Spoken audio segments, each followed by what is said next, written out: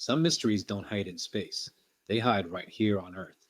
There's a town in New Mexico where residents hear a low mechanical hum constantly for decades. Scientists brought meters, microphones, sensors, and found no external sound. The noise is real, but the source does not exist. Lightning strikes create electromagnetic sounds that travel into space and bounce back to Earth as haunting whistling tones. Astronauts have heard them. No one fully understands their behavior. If this shook you, wait until the next one. Subscribe to HY Facts 007.